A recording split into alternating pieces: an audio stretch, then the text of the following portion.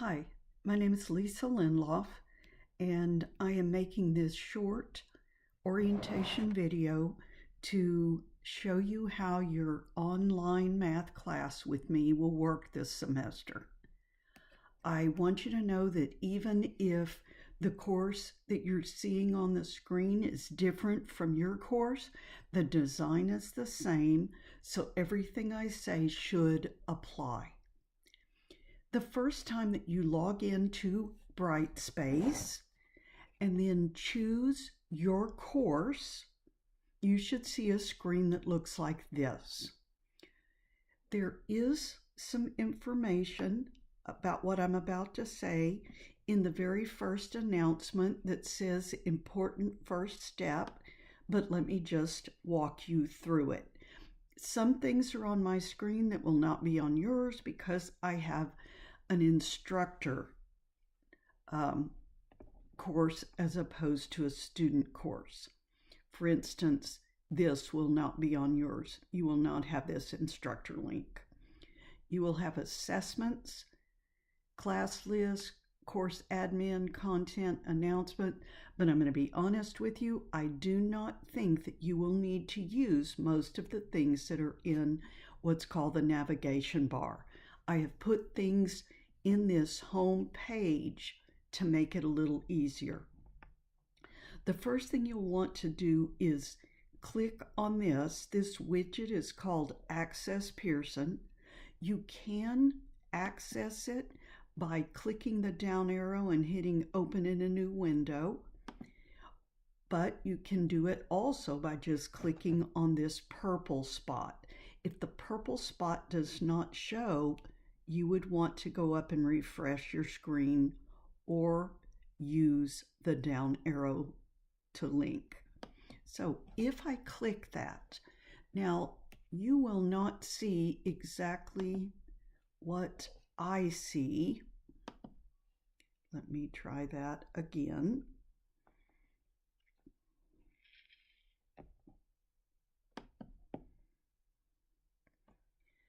You will see the first time you do it, a registration page open up where you will need to put in your username.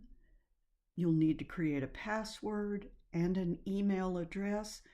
Please use the same credentials that you have for MCC. It will make it easier for you, although honestly, you won't be required to log in again. But the email is important. Please use your MCC student email. Now, you will not see these things in yours. You will see down here student links. But in order to get to the items that you're going to need to get to, all you have to do is click this orange button that says Open MyLab and Mastering. That's what you're going to do after you've completed the registration part. If the registration part says anything about linking, then do it. Go ahead and do the linking. Okay, over here you will not have all of these. You will have assignments, you will have student gradebook, and you will have e-text contents. So these are your assignments and tests. Let me show you. So here are your assignments and tests. You can tell something is a test because it has a diamond instead of a circle. If it has a flag, that is simply a way to indicate you have to have completed all of the homework for this test in order for it to open. So those are your assignments. Your student gradebook is automatically filled in each and every time you do an assignment, even a partial assignment. Then if you go back in and you finish that, it immediately increases your grade. And you do not have to click submit. The only time you ever have to click submit is if you are working on a test. And the ebook, should you want to look at the author's book, you would use the ebook, the e-text content. Now, to get back to the home page, let me close that error. I'm going to go all the way back to that because there's not another good way to get back. So you can see that my purple link has gone away. I can either use this to open in a new window, or I can click on refresh, and now when it shows it again, the purple link is back. All right, you will see the tentative calendar for your course, the important first steps, which are the same for every course, but the picture will look a little different, and then the welcome announcement, and right here, the video that I'm making right now will be there. From then on in the semester, you will get a week 1, a week 2, a week 3, and so on announcements, but I will put these at the top of the announcement list. They're just not, it's not there now because for right now, the welcome announcement and the important first step are more important. All right, other things that are important. Now I'm going to go ahead and change my view to view as a learner so that you will see only what you normally see. You can see that this list up here is a little bit shorter. Under this, there is the getting started, which there may or may not be a calendar there, but my contact information, my office hours, and the kind of calculator you can get a smart app for are right here. So if I click on that, then I can do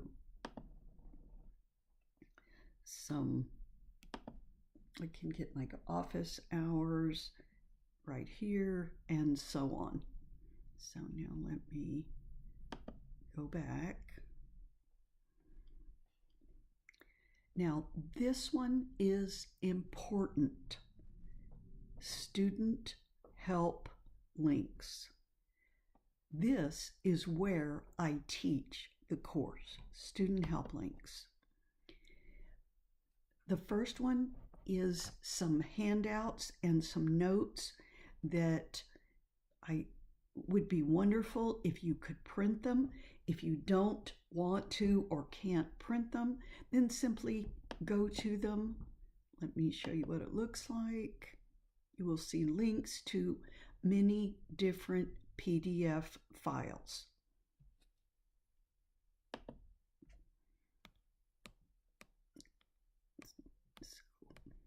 There is a formula for changing percents to decimals. There are some on taxes, Social Security, simple interest. They are labeled by section number right here, which means you can find the one that's helpful for the lesson that you're doing. Okay, let me go back to this. I'm just going to go back to the start. These are under student help links. So that was the notes. Now, when I teach class, online or face-to-face, I have a set of questions, a set of problems that I would work through together with you. These are those sets of questions. If you wanted, you could print these. Let me just show you for chapter 8.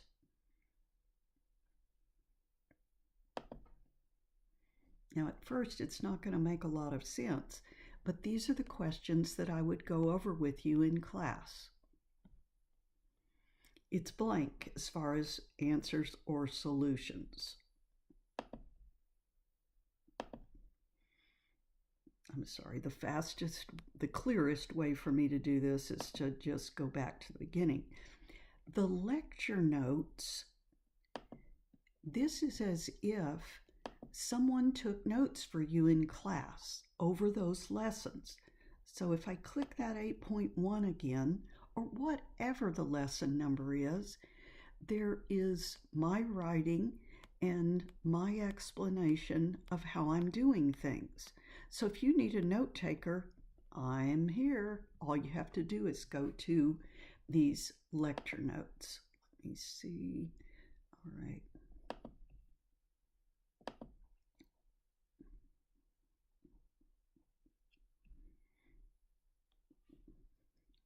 All right, back to student help links. And those can be printed if you'd like. Then video lectures. These, I'm going to show them to you. These are links to YouTube. And I have playlists of videos for each unit. Just to emphasize it, I have them down here as well. So you get to the video lectures here or here. Some students, that's all they use. But if you like to have things in printed form, here's your lecture notes. So if I went to this and I went back to chapter 8,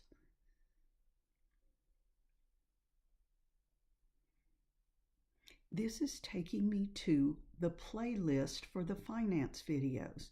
So if I went to the 8.1, and I'm not going to let this run. Customize and save with Liberty Mutual! Sorry. I can't. You asked for it. He loves an entrance. Watch this. Peacock brings home the most jaw-dropping family streaming event of the... I apologize. Okay, section 8.1 is our first. Okay. YouTube now has advertisements everywhere, so I can't stop that, but this would show you my videos doing those problems that are in the lecture notes and in those problem sets that don't have anything. They are closed captioned. You can turn that off if you wish. You can leave this open, go back to the original course. Now I've got my video link open up here, and I could open Pearson. I'm waiting. I'll try this one. You can see that sometimes things don't work quite as well as they should have, and I get that same error message. I do not believe this is something you're going to encounter. It has to do with my setup, not yours. And it's really fond of that right now. So I'm going to just click over here because I had this still open. And if I went to the finance homework, these 15 questions are the same ones that I talk about in the YouTube video, in the lecture notes. They're similar to the ones in the problem sets as well. So problem sets, questions that are blank, lecture notes, the same questions with notes, the videos, the same questions, except I am showing how to do it just like I would in a face-to-face class. And the questions that I go over there are extremely similar to these. So you can leave things open. I recommend that you do that. All right, let's see. I will mention something down here. I have an online TI-84 calculator that is free, but I want to caution you, don't download or click any of the ads. This is free, but it's only free because there will be ads popping up. So once the ads come in here, you'll maybe want to get rid of them. I'm going to make it a little smaller. Now, if all I'm doing is Xing those out. And it has been my experience that they don't come back, at least until I do it again. Well, they may come back. So if I put in, say, 85 times point, let me make this smaller still, there, 0.03, enter, there's that. I've got the apps, you'll need this for 8.4 and 8.5. You'll need the stat skills for chapter 12. You might use math and probability for chapter 11. I go through that in each lecture video, but you can have your own calculator. You can use this one. Please let me know immediately if you have some problems with it. I am not promoting it. I just found it and it seemed to be fine. I went into the course content and the student, not the student help links, but the first one. If you have an Android phone, you can get this one. If you have an iPhone, I recommend this one, but this one works fine. It's just like this one. It's a little bit cranky when it comes to some of the statistics things. They are unfortunately not free, probably less than $10, but it's better than $120, which you would pay. By the way, this is why I was getting that error message earlier, because I was telling it to view it as a student, but it knows I'm not a student, and so it was giving me error messages. I think it ought to be just fine now. Yes. So this is where you go to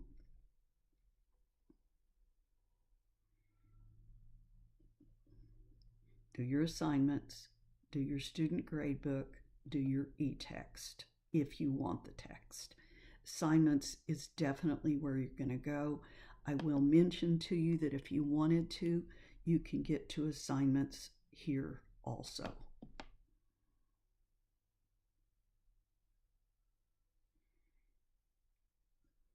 Okay, so I think that will help.